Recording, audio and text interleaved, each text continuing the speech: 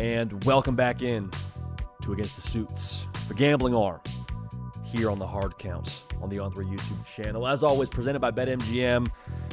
If you're wondering what Against the Suits is all about, we are here to put money in your pocket and take it away from the people that wear a suit every day to work in Las Vegas, Nevada, and they think they got us. Guess what? They don't.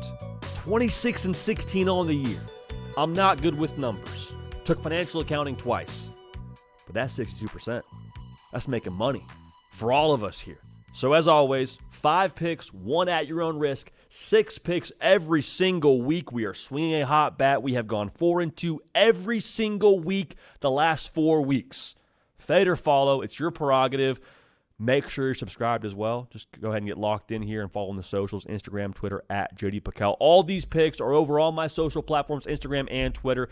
But let's waste no more time. Our first pick, in order of most confident to least confident, quite frankly. We're going there. Most confident pick, though, for me is Ohio State, minus 25.5 at Wisconsin. Here's the deal, man. I played on some bad teams, all right? Wisconsin, I think it's fair to say this out loud, not a great team right now. And when you're struggling to find success, the last thing that you want to see coming into your place is one of the best teams in your league. That's Ohio State. Like, Iowa made quick work of Wisconsin last week. I believe they scored over 30. If Iowa is scoring over 30, where Caden Proctor maybe would have been their best offensive weapon, what's Jeremiah Smith going to do to you? What's Julian Sang going to do to you? So 25.5, man, this is a wounded gazelle limping through the Serengeti, and a lion is hungry. That hungry lion is Ohio State. Minus 25.5. Go ahead and lock that all the way the heck up. We hit on an Ohio State line last week as well with them covering that 14. It is what it is. Ohio State minus 25.5. It's just business. Now, speaking of business, we're standing on that. A&M and Arkansas. In Fayetteville now. So things could get a little bit, I don't know, creepy, weird, anxious. I don't know. But that first half total, if you know this show, you know we are a sucker for a first half total. And the under here is what we like. 30.5. Standing on 2 things here. Logic and science. Logic says that's a point a minute. If you know us, we love the point a minute bet on this show and taking the under. Now, has it hit every single time for us? No. Does it hit most of the time, though? Yes. So there's an exception to every rule, but the rule here we're trusting. Also, speaking of science, like I mentioned before, 70% chance of precipitation. Not great for scoring points. That ball gets a little bit slick, a little bit slippery when it comes to the footing. Not a fast track. So I love A&M as an offense. Heck, I'll tell you all this. I love Arkansas as an offense. But if we're out there playing in a little bit of some slippery, slidey conditions, go ahead and at least give me the under for the first half of 30.5. Texas A&M at Arkansas first half under. Go ahead and lock that bad boy in and feel great doing that. Feel great about that. Doesn't matter how you say it. Just go ahead and lock that in. Now, next up, listen, I don't love betting the Big 12 because it is the haunted house of college football. Weird stuff happens. Weird stuff pops out at you. But Texas Tech is going to Arizona State, and Texas Tech unbeaten against the spread. Now, it sounds like ASU will have Sam Leavitt. That's how it sounds. As of right now, us recording this, how it sounds. Texas Tech minus 7.5, man. Like, Texas Tech's closest game they've played has been 24 points in favor of the Red Raiders. It's been against undefeated teams at their place. Spanked Houston. Took Utah out to the woodshed with a backup quarterback. 7.5. Not enough points. Texas Tech wins. Obviously, Texas Tech covers. That spread of them being unbeaten against the spread, rather, I think that number holds. They moved to 7-0 against the spread. Go ahead and lock that one in. The Red Raiders take that show to the desert. Sam Leavitt, healthy, not all the way healthy. I don't really care all that much, to be real with y'all. I think Texas Tech covers that number and do so somewhat comfortably. Now, this one makes me nervous. I'll be real with y'all. Oregon going to Rutgers. Oregon favored by 17 points. Now, Rutgers, they lost to Washington, 110% true, but they were a little bit frisky in that first half. They were either up or tied at the break there when it came to what they did against Washington. Now, fell apart there a little bit in the second half against the old Huskies. Here's what I'm thinking, man.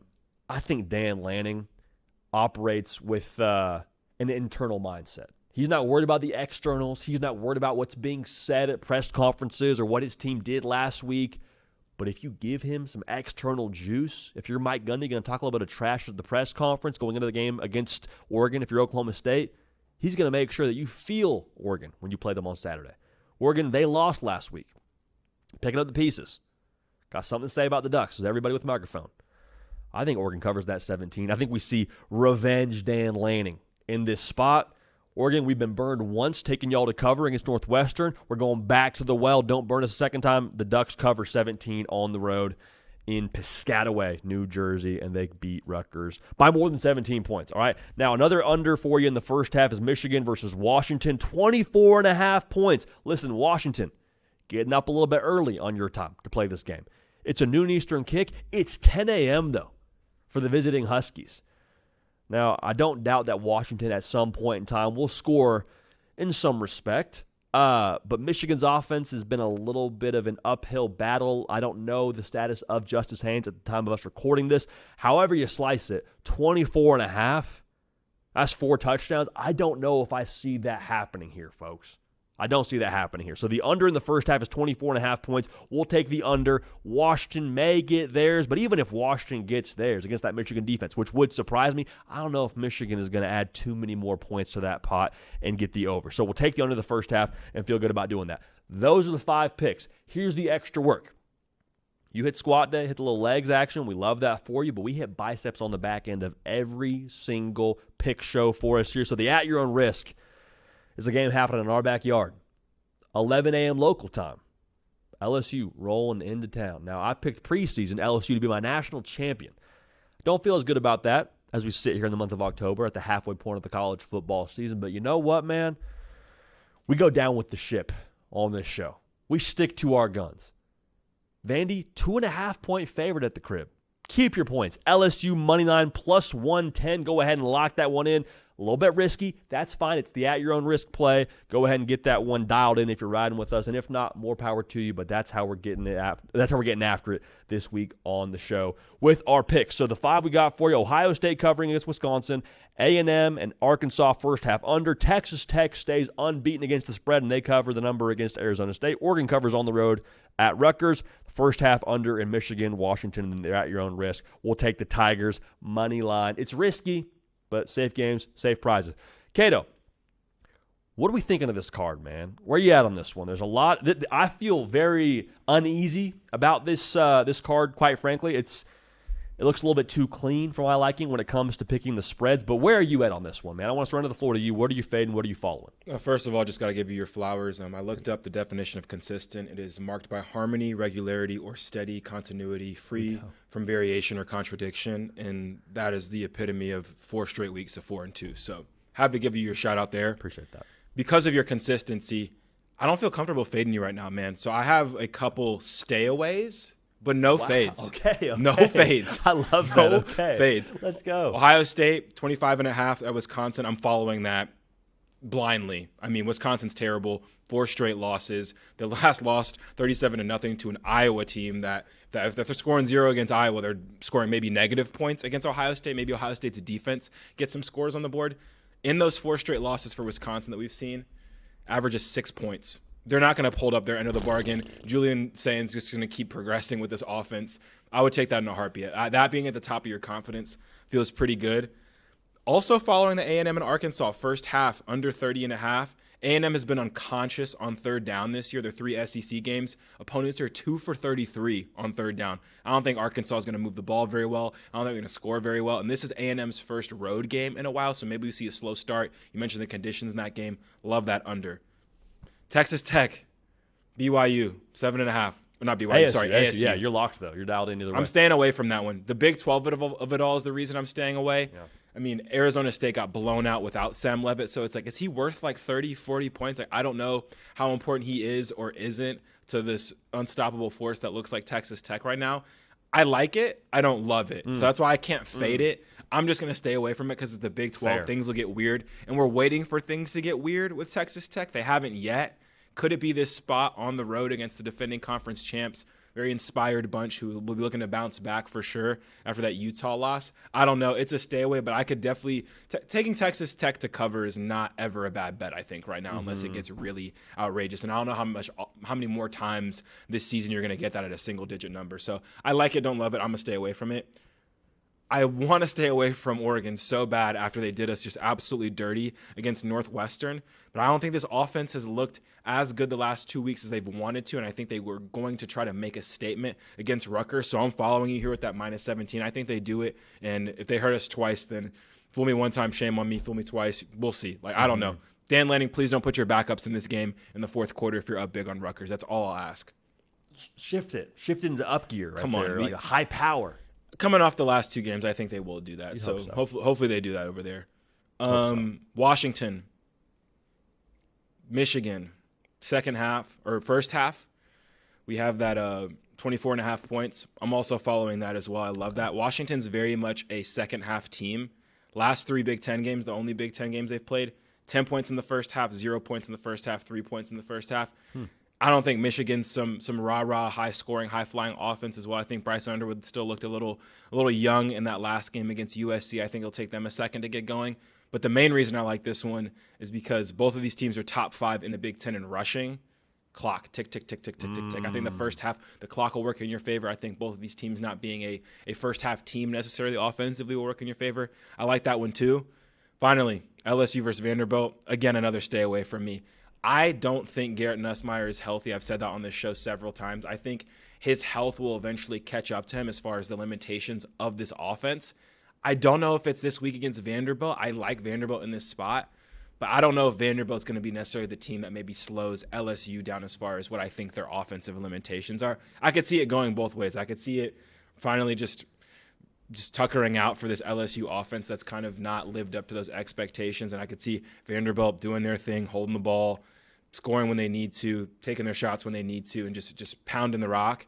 I could also see LSU just doing what they do and also pulling out a win here. So it's a stay away from me. I like either side of that one. But, yeah, man, 4 follows and 2 stayaways for me. Sounds like another 4 in 2 weeks, if not better, this week for the boy.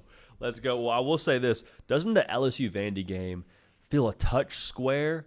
It feels weird, but as the week progresses, I'm like 2.5 home team. That offense they run for Vandy and the way that they operate. If they get behind, what does that look like? We saw that happen with Florida State a little bit in the second half against Pitt. I don't know. It feels. I feel uneasy about it enough, obviously, to make it the at your own risk pick. But it feels as the week progresses a touch square. And maybe it's just the fact that we're in Nashville and we're looking at this game so closely, but very bizarre. Yeah, very bizarre. It's weird. It's. We had our superlatives for the week. This was one of my picks for a weird one. It's a team that is ranked higher than another, that traditionally we see those logos and we feel a certain way, and the lower ranked team that has not historically been as good in this conference is favored. They're at home, not necessarily the best home field advantage, so it doesn't feel like it's like we're picking Vandy to win this as BetMGM because we think that they're so much better, that their home field advantage is so much better. Like, it's an interesting spot. There's a lot of different factors. I've been scrolling constantly through LSU Twitter to try to get to the bottom of how Garrett Nussmeier has been playing and haven't had a ton of answers. Diego Pavia is confident, though. Like, that one's just a stay away from me. That game is very similar to me as the Texas Tech ASU game in a sense of there's just a lot of different variables at quarterback with injuries and things we've seen consistently throughout the year maybe changing. It's a lot for me. Those are both stayaways. Everything else, though, man, I might have a little 4-legger out of the boy with those 4 locks, I think, for the week. So we'll see, man. No kidding. Dude, all of these teams we're picking to cover against the spread, Ohio State at Wisconsin, Tech at ASU, Oregon at Rutgers, all road favorites. And they're teams that I trust. Weird. You know what I mean? Those are teams. Those are teams you trust. Like if trustworthy. If I picked, let's just say Vanderbilt to win that game as a favorite and they lose, like that's on me. Like I took a little risk maybe. Ohio State doing what they do, Oregon doing what they do, Texas Tech doing what they do. I mean, hey, if that's how we're losing bets, charge that to the game. Those are 3 great head coaches who I imagine, I don't have the stats up, are pretty good against the spread just historically. And you like all of them in those specific spots, I think, given their personnel versus what they're playing against despite them being on the road. We ride. Like you said, if we lose game, here's the card. Go ahead and charge that. But we will obviously keep this thing rolling, and we will keep swinging our sword, and we'll have more picks for you next week. But Cato, as always, great stuff, man. Keeping us inside the line as best we can when it comes to where we're potentially throwing our credit over there at BetMGM. But again, make sure you're rocking with BetMGM. They're bringing you against the suits. They're bringing you everything on this show, The Hard Count. But we appreciate y'all being locked in. Fade or follow. For Cato on the ones and twos, and the mic for myself, JD PicKell. We appreciate y'all. We love y'all. We'll keep this party rolling. We will see y'all next time.